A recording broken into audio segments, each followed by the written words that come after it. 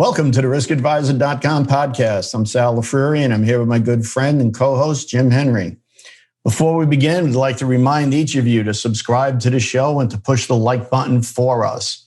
Please leave your comments, as your comments are important to us, and we really do want to be able to build up a big following, so we need you to push that like button. Today's topic, we're going to talk about venue security.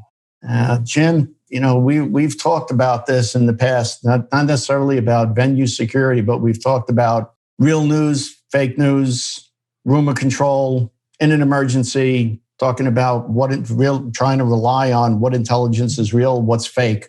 What are your thoughts on this? Well, this is not an old problem, but it's a worse problem than it was years ago, as more and more of these social media vehicles make communications immediate, so that things can really spiral out of control. And what's so critical when you're responding to a crisis, you need to have critical intelligence, and it needs to be current intelligence, but you need to validate its accuracy. And, we've kind of had a lull here over the past year and a half now with COVID, with a lot of in-person venues having been kiboshed. As we move now back into these in-person settings, whether it's in our business environment or events or what have you, it's going to create the new opportunity again for those bad actors that love the notoriety of making these big statements, whether because they're wackadoodle in the head or whatever, and we need to be prepared for it. So I think that this is very timely, given the progress that's being made now with the immunizations and the states starting to open up. And I think it's good subject matter here to expose our audience to. So. It's kind of funny. We talk about, getting ready for, getting back to the new normal or getting back to normal. And if you think about what happened just before COVID really hit, right? You look at it and you realize that, mass shootings were happening about once a week. And we had, these, domestic terrorist attacks and plans for attacks. And it just, you got to think that we're going to wind up right back to where we started as people start getting back out and add up on all of that time, but with all their frustrations. But anyway, today, we don't want to keep our guests waiting. Today, we have with us Sheryl Pinckney-Maas, is the CEO and founder of Guardian Zone, a technology company in Colleyville, and hopefully I got that right, Texas, is a leading provider of crowdsourced security solutions. Sheryl created Guardian Zone by leveraging 25 years experience as a U.S. diplomat and senior commercial officer, living and working in 6 international markets, which included China, South Africa, Mexico, the Netherlands, Jordan, and Peru. As a senior officer, she was a member of the Embassy's Emergency Action Committee and the U.S. Department of Commerce International Trade Administration's representative on the Overseas Security Advisory Council. God, only in the U.S. government can you have something that long. Unreal. She worked closely with U.S.-based companies on overseas operations. Using her experience of living in high-threat and high-crime countries, she's taken more than 2 decades of knowledge and created a security solution for today's corporate, educational, and entertainment industries. Sheryl, welcome to the show. It's really nice to have you. Wonderful. Thank you very much, Sal, and thank you, Jim, for having me this afternoon. So let's dive right into it. What do you see as the problem today with the venue security? I think what I see is 2 things. I see, how do we get fast, accurate information in the hands of on-site security when an incident is happening? And how do we keep, especially for venues or facilities that have large public footprint, meaning they have a large portion of the public come through their venues or their facilities, how do they include those people in order to keep them safe and be able to gather information from those people during an emergency? Well, I think one of the things that you bring out in the technology and what you're trying to put together is the utilization of the public as a force multiplier, which is something that, from in our prior lives, right, when we were doing this for real, were things that we were always looking to. How do you get better resources, more resources, and utilizing the public, the see something, say something program. Mm-hmm. So I think, along those lines, that's how I see what you're trying to do. Am I right on that? Yes. What a lot of my competitors are doing and a lot of other types of technologies that are similar to mine, I say they have closed communities. And those closed communities mean only the staff has access to security through their technology, or if it's a college, it's students, it's professors. And one of the things that I always say is, what do you do with the Coca-Cola vending guy? What do you do with the parents that are visiting? What do you do when you have customers that are coming to that building that aren't part of your set community?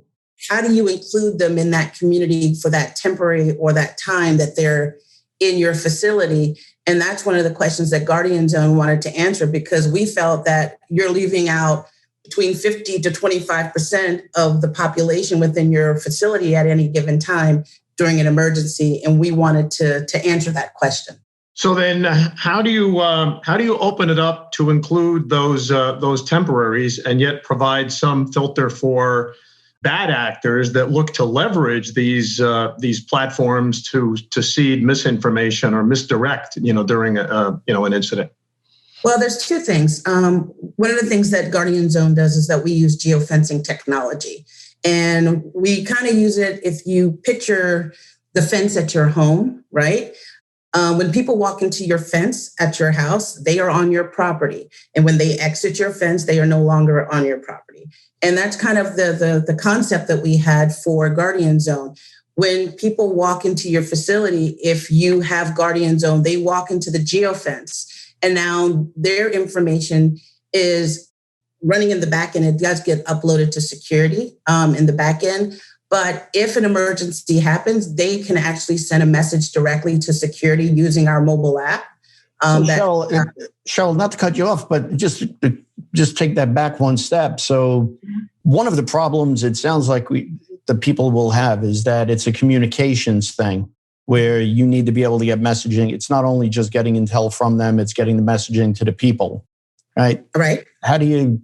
So just talk to us a little bit about the problem in regard to that. Well, how we get that information. So what we do is a facility would encourage people to download the mobile app, right? And they can send actually a message directly to security. But security can also send out mass notifications to everyone who's in the facility should they need to. Or if someone hits an incident button, then security can then respond directly to that one person. But all information and all communication is directly from the mobile app to security. We're not talking, it's not spreading out to other people.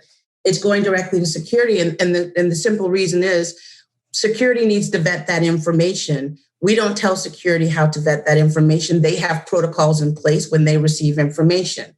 And going back to Jim's question about bad actors, one of the things that I tell people, bad actors can call 911, bad actors can pull the fire alarm, bad actors have access to information. And if you look at even a lot of the crimes that happen, or even if you think of active shooters, a good portion of those are also people who are employees, people who, it could be workplace violence. So bad actors may be someone who's internal to the organization. They're not necessarily always outside the organization. So one of the means by which you diminish the incentive for the bad actors to be inciting chaos with the other people that are within the Guardian Zone is their communications upstream does not go to each other as it does with social media. It's just going to security. That is correct. It only goes to security. And then security, as we say, they have 4 ways that they can actually respond using their protocols, because what we do is they can they know exactly where the person is located. We use, if it's outside, we use GPS location. We use Bluetooth beacons, but we also can use indoor mapping. We have all those capabilities within our technology. So basically, the minute someone hits an incident button, security gets that notification, but they also get a notification of where that person is located within this facility or the venue. Now, the accuracy of that location can be generic based on the GPS of the mobile devices, or you can enhance that. Right. Yes, and it depends on the facility and what they have asked us for. But if you use GPS, then GPS is off by a few feet or can be not as accurate. But we also use Bluetooth beacons, and we also use indoor mapping to make it more accurate, especially for indoor. All right, we will. We'll get into some more logistics here in segment 2. So this is a good point to take a break. I'll remind everyone you are listening to the riskadvisor.com podcast hosted by myself, Jim Henry, and Sal Lafreri. We invite you to comment on our blog at theriskadvisor.com and subscribe and follow us on our social media. If you are interested in having one or both of us speak at an upcoming event or would like to consult with us, please go to our website and or at theriskadvisor.com to set that up. So, all right. So back to the logistics. We're talking about, the Bluetooth beacons and whatnot that can enhance the XY axis as well as the Z axis in vertical buildings. I'm presuming. Yes, that is correct. And we did that intentionally because if you use GPS location, that satellite technology, it kind of comes from the top down. And so therefore you would see kind of the location, but if you have multi-story buildings, it's not going to tell you what floor it's on. So the Bluetooth beacons actually and indoor mapping can allow us to be a lot more accurate on what, location as well as what floor it's on. How do you find the people signing up for it? So you have folks coming into the facility. How do you get that message to them? And then how do you find them? Are they acceptable to going on and putting an app on? I will be honest that I think, and this is not just Guardian Zone, but all of the technologies that are similar to ours, there is a challenge of people putting on apps because a lot of people actually believe Big Brother is watching, right? If I put this app on, they're going to be tracking us. Well, one of the things that we do is that we went out of our way to make sure we don't track. If you're inside our Geofence, the only information that we require you to download the mobile app is we ask for your name and we ask for a phone number. And we do a one-step authentication to make sure that the cell phone is correct because it's only meant for real time and in that space. And we say that we're not tracking you. We don't know that you went to the third floor, then you went to the ladies' room and you went somewhere else. Basically, only when you hit the incident button do we know where you are. If you come into a facility, have your meeting or whatever you're going to do, and then leave, that's it. We don't keep that information.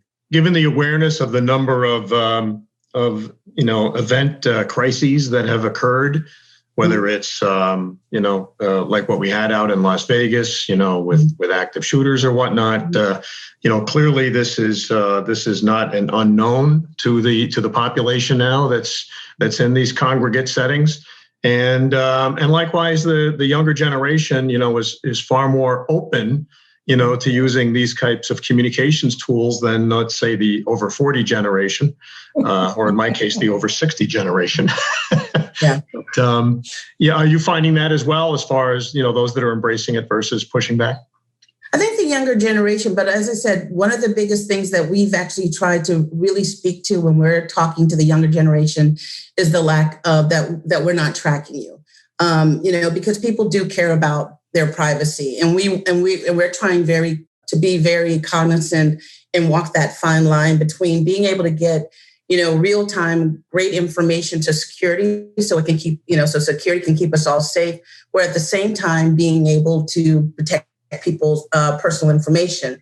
Coming from the government and having a top secret clearance and all of that for many years, we were discouraged from social media and stuff. So I, at a personal level, when we were creating this technology, was very cognizant of how do we protect privacy while at the same time trying to accomplish what we're trying to do and keep people safe.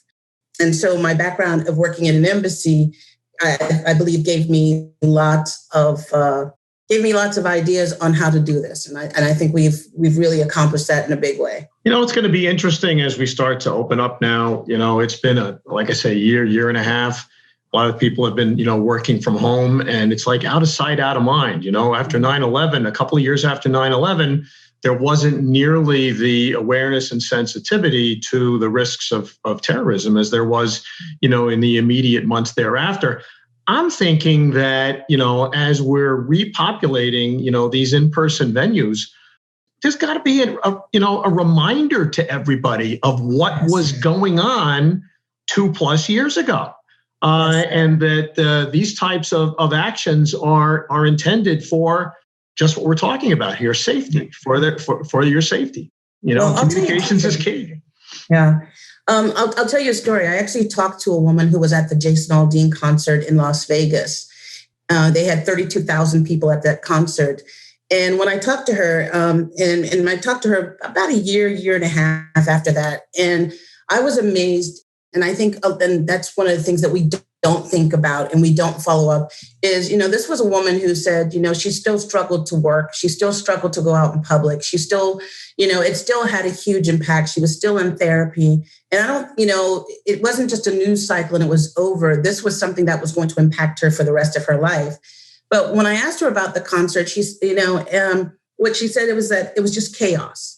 People were running in all different directions. And when you ran in one direction, security said one thing. When you ran in the other direction, there was another security telling you other things. And, what I always tell people is technology does not stop a bullet. However, if we could put something in people's hands, and I say it's like empowering people, just give them something in their hands that if they see something, maybe security says, hey, drop, we used to do our duck and cover drills, just drop to the ground, stop running, stop going, whatever, whatever the message is that can be conveyed to the crowd, that's one step closer to being able to help and control things. But also, there may have been people who saw the shooter even before law enforcement or anybody else saw that and could have conveyed that information. Now, as we talked about earlier, how do we know that information is accurate? How do we know it's not the bad actor? We will never know that, but security always have protocols in place to vet information that they're getting. And so we rely on security to follow their protocols. We're just feeding the information to them to use. Right. Well, this is really an enhancement of some of the lessons learned that consultants were wrestling with immediately post 9/11, where, again, before the social media platforms existed or something like Guardian Zone, cameras were deployed for observing, what was going on, particularly in the emergency stairwells and the areas outside of the stairwells. Again, lesson learned from 9/11 when the buildings came down.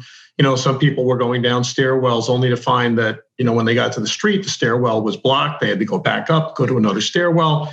So the building downtown after 9/11 used the cameras, to make security literate about, which means of egress were safe and where to direct the public or the tenants, in the case of an emergency, if they are evacuating the building, which exits to go out.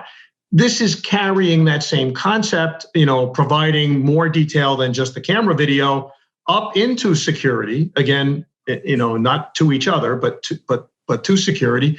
And then security is able to make determinations on how to provide guidance, either globally to everybody within the Guardian Zone or specifically to those that are in areas of the building that could be in more in harm's way. That is correct.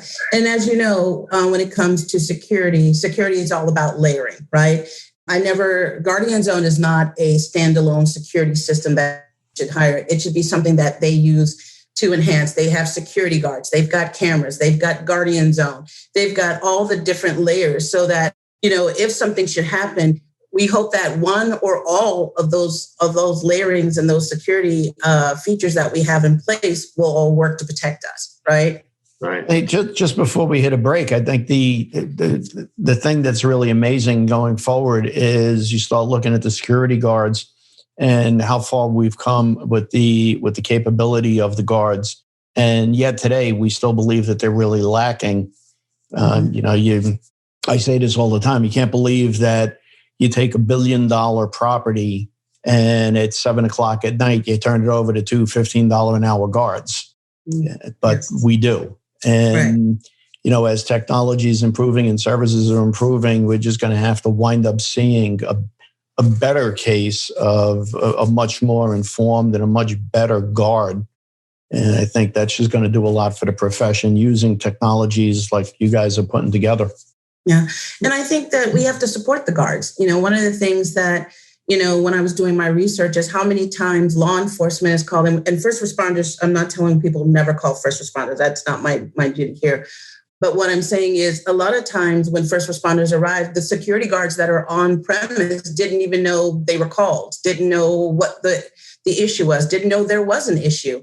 And so there's that lag time, there's that lack of communication. And so Guardian Zone, the way we saw it was this was a way to enhance the security guard, to give them a tool that they can get information. So if someone does call 911, yes, call 911, but guess what? You still have this. Also send a message to security. So when first responders arrive, we've now closed that vacuum or that loop right there. Right.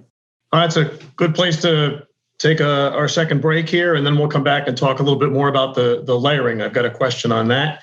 Okay. You are listening to the riskadvisor.com podcast, hosted by myself, Jim Henry, and Sal Lafreri. We invite you to comment on our blog at theriskadvisor.com and subscribe to us or follow us on social media.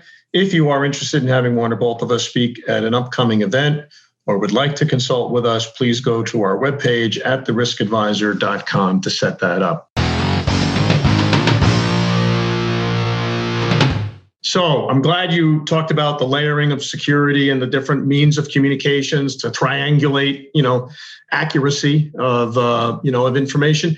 Do you find that clients that are deploying now Guardian Zone, do you see them using this as an either or to monitoring social media, or is social media just another one of those layers that you kind of look at in the broader dashboard of what's going on, in open communications around your region, rather than just the specifics of the property that Guardian Zone is deployed in? Yeah. Well, right now we don't monitor social media with Guardian Zone. That is another technology is out there.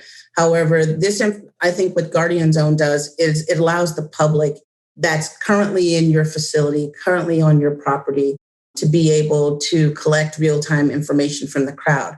However, in some ways, prevention is important. We talk about workplace violence. I mean, we talk about active shooter, but workplace violence is on the rise in our country. And so therefore, people can, your staff or anyone could actually send information to your security through Guardian Zone.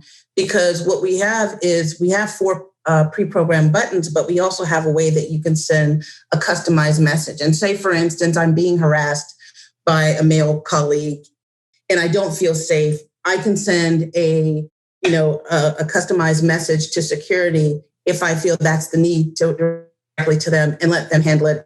As I said, how their protocol would have them handle it. Right. But we don't collect information from social media. Who's your ideal client? My ideal client, I would say, is first any facility or venue that has a large public footprint, because that's how Guardian Zone really was designed. And that was the problem that we really wanted to solve. If you are a high-rise building or a corporate campus and you have lots of people who are constantly coming in and out of your buildings, the public, be it visitors, customers, or vendors, this would be a great technology for you. And I use an example because I live outside Dallas, and I can tell you I can go to a high-rise building right now, park in the underground parking, or normally I should say, park in the underground parking, get the elevator up, walk right out past the security booth, go right up, no one talks to me. And so that shows the level of security. There are some buildings that have, access control and they have a lot of high-tech security. Guardian Zone could actually be an enhancement for those, in the sense that we would then help monitor the general public that comes through. But for any building, then this would be a great system to layer on top of that. Also, you were saying, who else would be my perfect customer? Venues, sports facilities, actually festivals and concerts. We have just like the Jason Aldean concert, indoor, outdoor, higher education, colleges. I would love to get into K through 12, but not sure how that would come over, but would love to have conversations on K through 12, because I have kids son in the 8th grade, and I would love him to have his school to have a technology like Guardian Zone. When somebody signs up for Guardian Zone, so a facility has it, they sign up, they leave that facility, they happen to walk over to someplace else that happens to have it. Do they have to re-register at every location? No. Our app is actually agnostic. So two things. One, if, say, for instance, you have a company that has 10 buildings throughout the city or even throughout the state, we can actually put a geofence around those and actually connect them. And the mobile app that they would use to go in one building can go onto the other building. They don't have to download another one. But if you have two separate customers, totally separate, and they don't happen to have it, if I have it downloaded on my phone once, I'm good for any Guardian Zone location I go to. That is correct. Yes. And if you did have a client that had, let's say, 10 buildings around Manhattan, you can set up the traffic control of the uploads, either to just stay within each building or provide corporate an overview of all of the ingesting that's coming from the various sites up to the local building management or local security, and then corporate security can see it in the aggregate.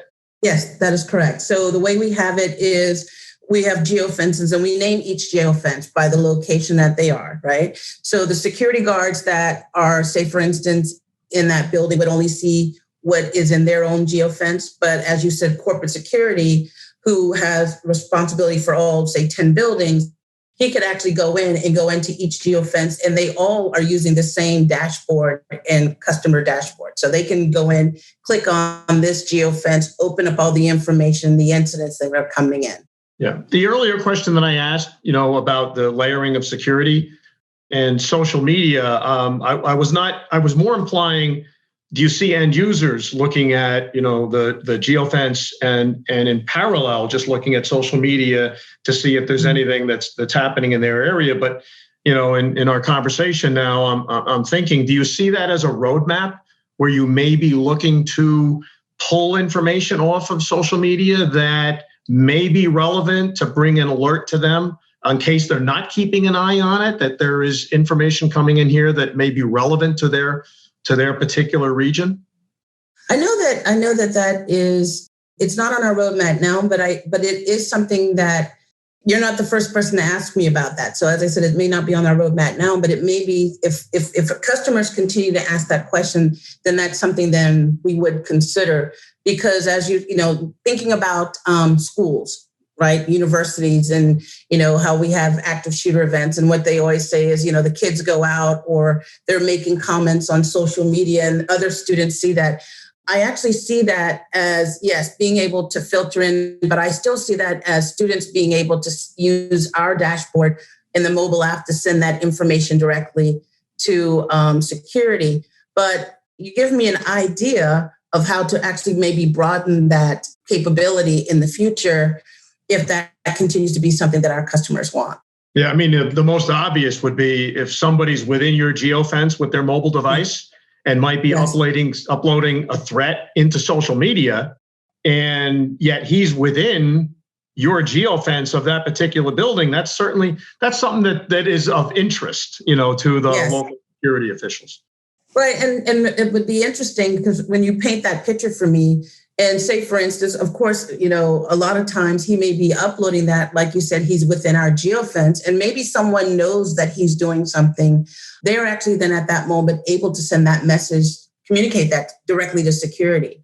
And, we talk about, how do we keep each other safe? And I was having a talk with someone the other day in security, and they were talking about how when they did a research on all of the active shooter events that have happened, and you go back weeks, days, people knew something was going to happen, workplace violence, there were signs. And my thing is, if that's, and we're looking at that saying, use our mobile app because that information goes into security. And sometimes that funnel, things are siloed. And so information isn't flowing, but you could use the mobile app to basically filter that information. And like I said, that's kind of one of the reasons why we do have the customized map. You can send information in there. So security would still need to use their protocol to respond. In a mass casual incident, but in a mass incident, where you're looking at a large venue, a stadium, or something like what happened in Vegas. If a lot of people are on the app and a lot of people are trying to get the security, I think you mentioned that there's an ability to actually talk, to vocalize on the app. No, it's only texting? Yes. Okay. So then it's not like you're overwhelming a response center that could be getting potentially 1,000 of these at a time. That is correct. I'm thinking of the logistics side of it. Yeah. Yeah. No, it actually is. It is via text. And one of the things that's the great is if you have multiple officers, as we said, multiple officers can monitor one geofence. So say, for instance, you have a facility and you've got 10 guards or more. They all have their login to get in, but they all can see the same information. So as things are coming in, they can actually click on it and be able to respond. And for those incidences where, Sal's talking about potentially a tsunami of communications, maybe you can educate our listeners here about the scale that you've got. You're a Microsoft partner. You're leveraging Microsoft Azure for your, for your backhaul and what have you. So that should give you some significant capacity there in a case where there is a big bubble of communications. Wonderful. Thank you. Yes. We are a Microsoft startup partner, and we've been with them actually right before COVID hit. So we got into the program in January. We're still in the program till the end of January next year. We are set up on Azure. We actually are in the Microsoft Marketplace. So if there's any of your listeners who are a Microsoft partner and have Microsoft technology, they can actually go directly to the Marketplace and get Guardian Zone. And as you said, for scaling up and for security reasons, we went to Azure. Microsoft is a great partner. And, when we test, we test for large numbers. How many incident reports can we receive in 1 to 2 second increments? And we test for that, understanding that if there's 100,000 people, if 100,000 people hit their button at one time, maybe it's not going to go through. But if you hit a few hundred at the same time, it'll go through. Our capability in the back end was designed to be able to take large numbers. Right. And that's, again, another lesson learned from 9/11 when everybody was in the stairwells trying to call out on their cell phones at the same time. And the cell sites, just couldn't handle the inbound. Right. Overwhelmed. Everything was overwhelmed. Sheryl, how did the listeners get in touch with you? Well, 2 different ways. We are at info@guardianzone.com. Please send us an email. They can go to our website at guardianzone.com. I would love to hear from your listeners. I'd love them to ask questions, to learn more about our technology. I do really believe, as you said, that, as COVID opens up, I think actually we're going to have a few more, unfortunately, big casualties because of, our economic crisis that we're having. A lot of people have lost jobs. A lot of people have just frustrated. And so I just think that, we owe it to the public to really to have safe places where people go. And I think a lot of people before did not think about their safety when they went into a large, a building or a shopping mall or anywhere. They never thought about their safety. But I think people are in a different place now. I think people want to know that when they go someplace, that whatever building they're going into, whatever facility they're going in, that they really care about them. It's building that bond of trust back between those facilities and the people that are coming in. And so, like I said, I would love your listeners to reach out to me. I'd love to have a conversation. Love to give them a demo of our technology. Sounds good. Well, thank you. Thank you. All right, we're going to wrap this up. You've been listening to the Risk Advisor podcast hosted by Jim Henry and me, Sal Lafreri. We're going to ask you to subscribe to the show and like us on our social media sites. We're going to remind you and ask you if you're interested in having one or both of us speak at an upcoming event, either in person or virtually, or you would like to consult with us, please go to the webpage at theriskadvisor.com to set that up.